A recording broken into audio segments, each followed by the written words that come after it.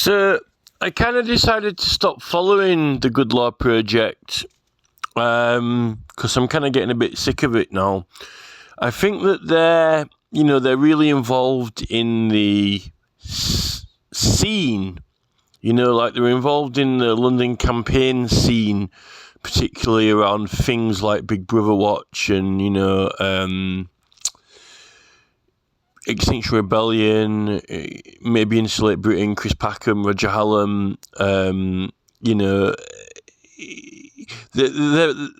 but their obsession with gender, right? If you were, an average person, like, an absolutely average, statistical average person in England, and you came across a, effectively a charity, the Good Law Project is meant to be a charity, right? It's a pro bono charity who you can, submit legal problems to, and they will help you, right? But they're meant to be impartial, right? It's not it's not advertised or promoted as the gender law group. It's not called Joylons Gender Law, right? Joylons Gender. If it was called Joylons Gender, right, or Gender Joy, right? If it was called the Gender Joy Project, right? The Gender Joy Project, which I think that effectively it is effectively the Gender Joy Project. I would take Joylon Maugham to court for discrimination of a registered charity that they've got some kind of obsession or fetish with sex and gender law, right? And the Human Rights Act. And it seems that that's all that they will take on. And I think there's definitely some discrimination there, particularly when there is some really, really serious problems with the police, with the Crown Prosecution Service, with the courts and the government. And, most barristers, 99.9% of barristers, I know, because I've spoken to a barrister who trains barristers, and the qualified solicitors and qualified barristers who are getting educated in universities, they're not taught the law of Parliament. And even parliamentary agents who are registered, of which there are only less than a dozen in England, they only specialise in and are taught submitting private bills to Parliament and sponsoring private bills. Really, they clearly don't know much about the manual of procedure in the public business for anything else, and most certainly not for individuals. If you're an individual and you contact them, they're extremely surprised, that you're not a company, right? Like some sort of railway company or local council or whatever, right? So, the Good Law Project, it's Joylon's Gender Project. That's what it is. It's Joylon's Gender Company. It's not the general Good Law Project at all. So therefore, I've kind of stopped following it because I'm kind of getting a bit, if they would have if they'd have had a very wide variety of different, cases they've been working on and helping, they do some environment cases, like cleaning up rivers and, chemical, chemical environmental issues and things like that. But, and I kind of like following the channel. But this is the thing, right? I've got this picture up here, what is this? So, and this is my insight. This is my kind of eureka moment, or kind of moment of enlightenment, right? The whole Reform UK pitch, right? So the whole sort of reform, let's change form, reform, change form. And the fact that Reform and Nigel Farage, who've completely and totally cheated election law, right? They're managing to convert Conservative Party MPs and members, and even, just voters who would have previously voted for conservative, they're changing their political affiliation, right?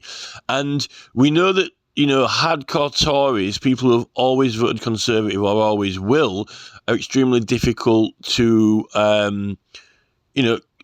get to vote for anything else. They won't vote. They'd rather not vote at all.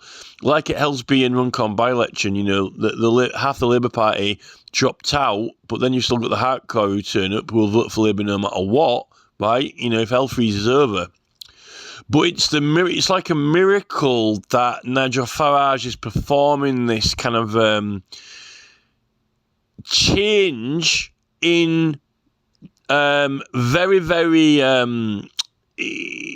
long established and ingrained voting habits or beliefs, right? It almost would be impossible to achieve, through any other means, like getting a very absolute working class, hardcore, dedicated Labour Party devotee to change to vote for the Conservatives, but you always get those swingers who are like, they'll vote for whatever party's trending, whatever the newspapers tell them or whatever the news tells them to vote for. You get these kind of floaters, which is usually where the vote, that's what normally has, in the last 10, 20 or 30 years, swung the vote. That's why they call it swinging the vote, right? But then you've got all these people who are kind of hardcore. Now, what I've realised is, it is due to the Good Law Project and a lot of their work and advocacy, right? And a lot of this legislation that's been knocked around and, very strange uses of the Human Rights Act on, the right of freedom of expression, which I think the right of freedom of expression in the Human Rights Act should mean how you kind of like speak, behave, how you convey yourself. I don't think it should come down to the biological, physical manifestation of nature, because that is nature and genetics and biology, right? I don't think it's meant to be personal expression, because that's the expression of God and science. Personal expression is meant to mean, in my opinion, how you kind of like mannerisms, style, how you act and behaviour. I would only go as far as to include your accent in there, because like an accent, although your accent, when you're young and you take on the accent, when whatever school you go to and it gets kind of ingrained into you, you adopt it, and it's quite difficult to change that accent, because you're training yourself to speak.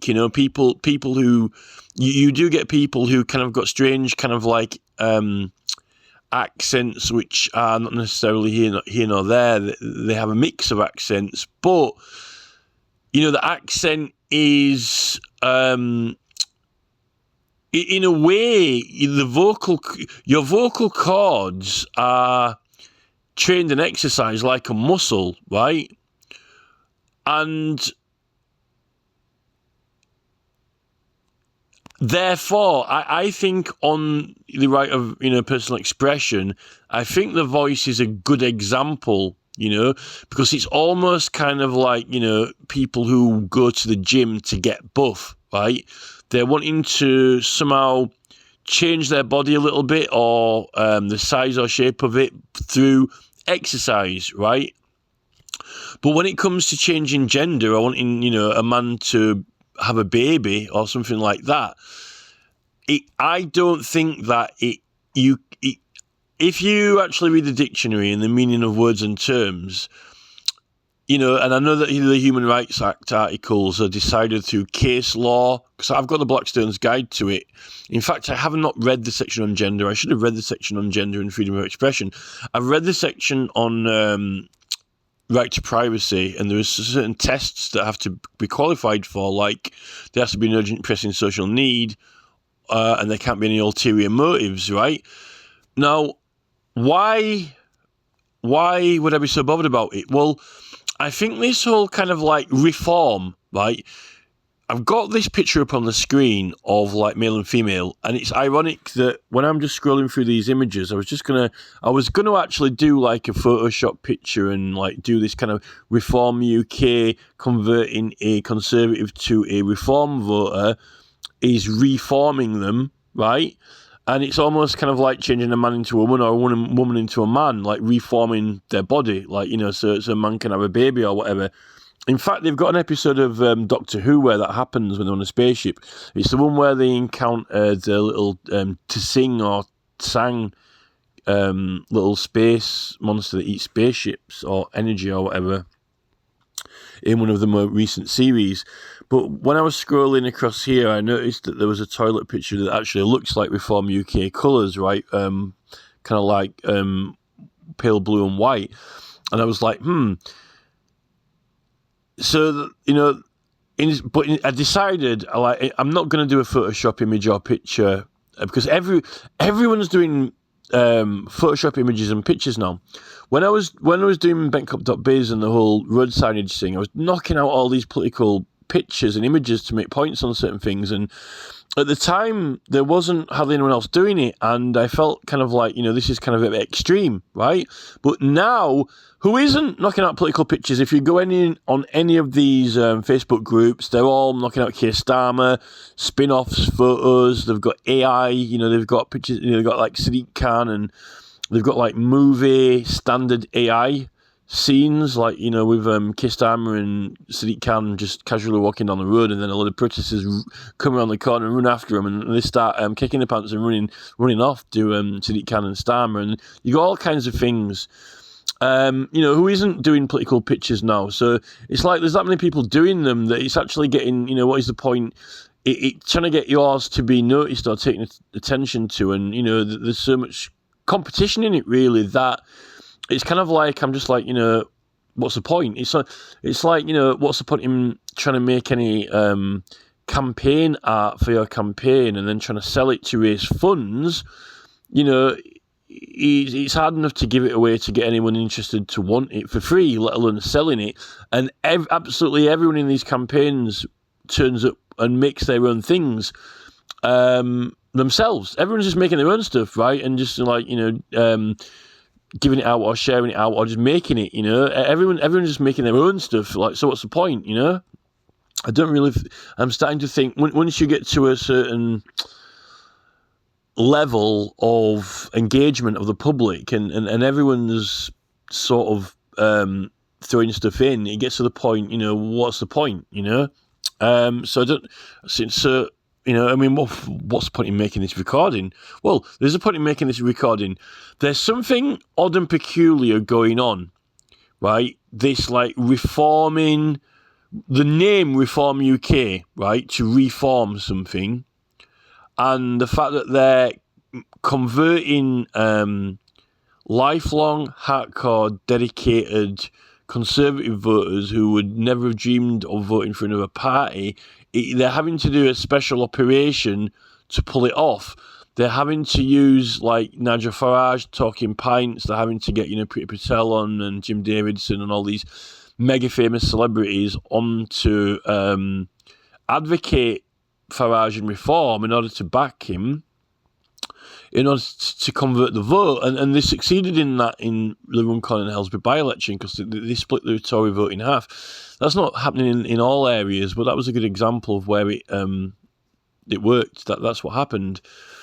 And it's almost kind of like, you know, was the Mike Amesbury stunt set up in order to, you know, get another Reform MP in? You know, that's a good question to ask.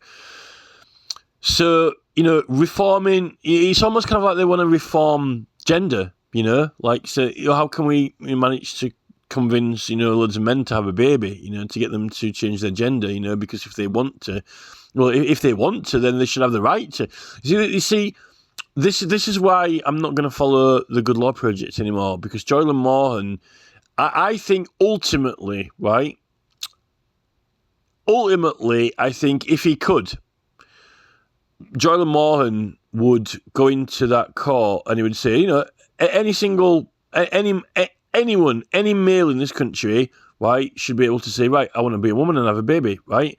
And that cannot be the aim of the Human Rights Act 1998. It cannot be the aim of any of those articles to pursue, seek, or believe in that. Because freedom of expression, right, is... freedom of expression, right, I don't believe that it's meant to be like, click your fingers, like, I want to be a frog. I want to be, a bear. Now I want to be a seagull.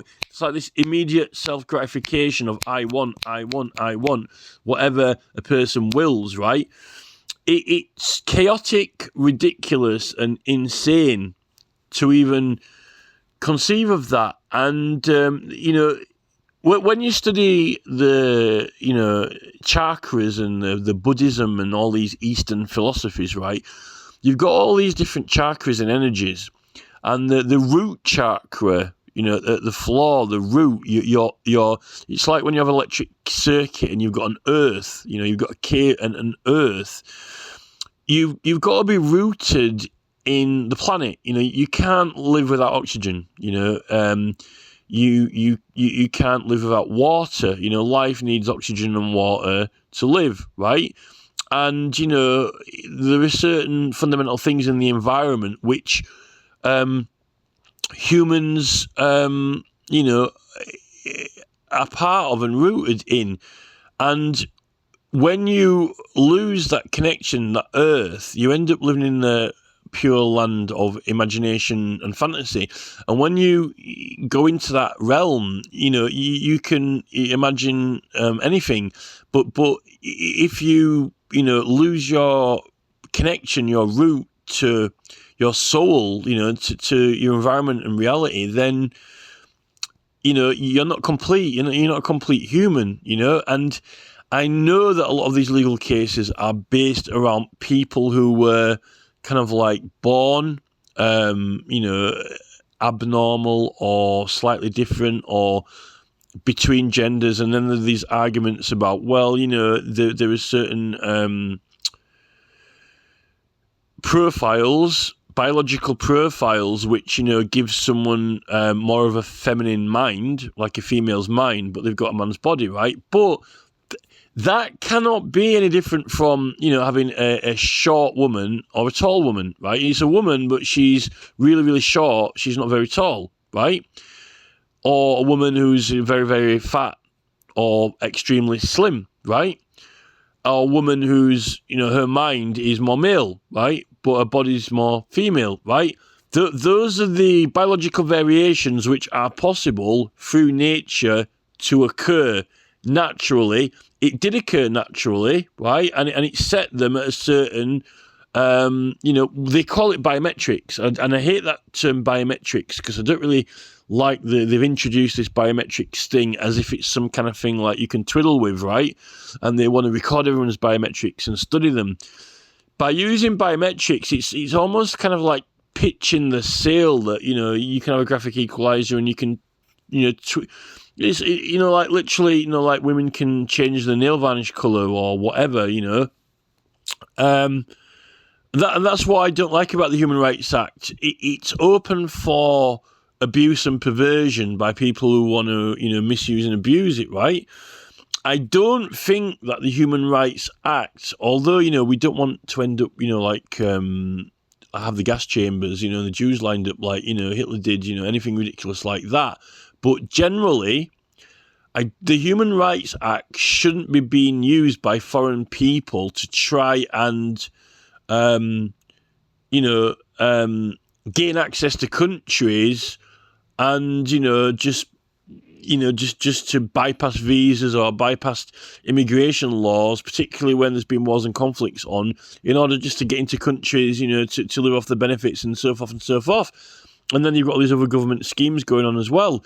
That's an abuse of the Human Rights Act. The Human Rights Act should be there. Like, if someone is in a country, right, then they should be treated as a human being. But just because they're to be treated as a human being doesn't mean that, if they're in the country unlawfully, that they shouldn't be removed, right? Why?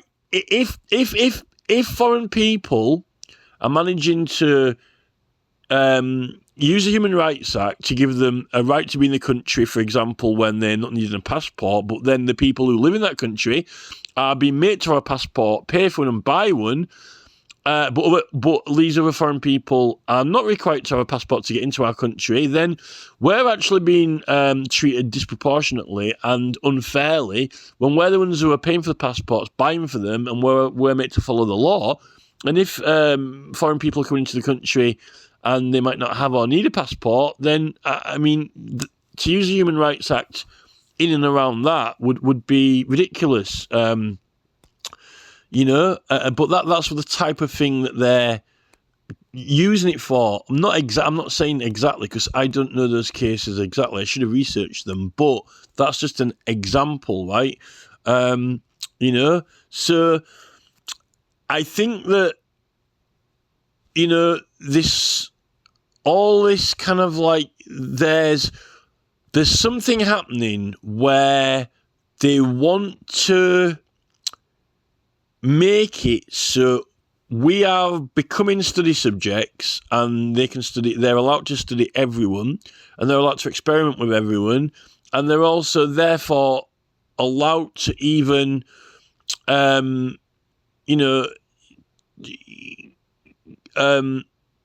influence people's opinions into, sex should not be a fashion. Let's put it this way. If we get to the point where gender becomes fashionable or in any way, like as if it's just trending or something that you choose, you don't actually choose the gender. You don't choose your own gender. Now, when you get down to a biological level of like laboratory, when you get down to genetics, right, genetic engineering, then genetic engineering are ultimately want to be able to control, determine gender, right? They want to be able to decide and dictate gender and have total control over it, right? Not it be, randomized. And that is not natural. I think that you're going into something that is therefore unnatural. You're having interventions in it. And they're wanting the attitudes to be accepted that, you can just go with that. But once they're dictating, what genders people should be or what even people should be like, then surely they're going to be dictating how many people there should be and who should be and who should not be, right? To be or not to be, that is a question. And then you've got this article, the right to life. But if you're deciding, if you get to the point where the scientists are deciding, we're purely under control of, if you want a male or do you want a man, do you want a girl, a boy, male or female, or we decide. They're getting into the area of deciding who should be and who should not be, not just what they should be or what they should not be or how they should be. And then, where's the right... The scientists then are actually getting into the area of the right to life. They're deciding if there should be life or should not be life, and how much life there should be and how much life there should not be, right? Ultimately, once you get into the ultimate power and control and decision-making factor over gender, like, what gender we should be or shouldn't be, or if we can change it or not, you're getting into, what's the human going to be like? Are they going to be black, white? What the face going to be like? Dictating that, you're already into the area of dictating. Well, should we have them or should we have them not? And how many of them should there be, and how many of them shouldn't there be? Right? And then you're getting into the area of the article on the ECHR of the right to life. Have you got a right to life or not? Well, according to Starmer and Labour, apparently, someone can, it's all this assisted suicide. And then you've got, they've already changed the abortion law, which they can do it at any stage. They've already started to reduce the right to life. So I don't know how, even someone like Rachel Reeves, where she's going with this when she's in the Keir Starmer crew and really deep in this Tony Blair, World Health Economic Forum, World Health Organization, Fabian cult society that ultimately wants, like I said, if you've got a China-style government, right, you can't have those Human Rights Act clauses. You can't have ECHR because, you don't have any right to privacy at all, And how can you can't have freedom of expression and freedom of speech if you're going to be getting socially penalised for what you say or do and how you express yourself. So I really don't. Joylon Maugham is an enigma to me. Joylon Maugham is an absolute, complete and utter enigma of a person. I don't actually really think that he knows what he's doing, right? I don't. This is my honest opinion, and he's always let me put my opinion on his page. I've never noticed that he's censored me or removed me or anything like that, which I appreciate that. But I've had enough of his, it's not the Good Law Project. I started following it because it was the Good Law Project, right? And it's not. I have not seen a wide variety of different types of cases that they've taken on. In fact, all I've seen him do is environment cases, right, and gender and environment. So therefore, I'm kind of a little bit sick of seeing it, the Good Law Project, and I did like following it. So this is my video to say why I am no longer following the Good Law Project, because I think that it's led by donkeys really don't like Nigel Farage and they really don't like Reform UK, right? But Joylon Maugham, he's all for reforming gender. It's like Reform UK is for reforming conservatives into reform voters. Nigel Farage is wanting to turn Tories into reform voters, and Joylon Maugham is wanting to change men into women so they can have a baby, right? It's almost like some kind of sort of an effigy of Farage, but a gender effigy of Farage rather than a political effigy of Farage. So it's like Joylons Gender Gang, the JGG, it could be the Joylons Gender Gang. Joylons Gender Gang, that's what it could be. Because I don't see any impartiality with that organisation of what cases they're taking on at all, So therefore, I've just decided to stop following them. And I'm giving a good reason why, in my opinion, to justify, why I'm not following them and make a video about it, which is half an hour long. So there you go.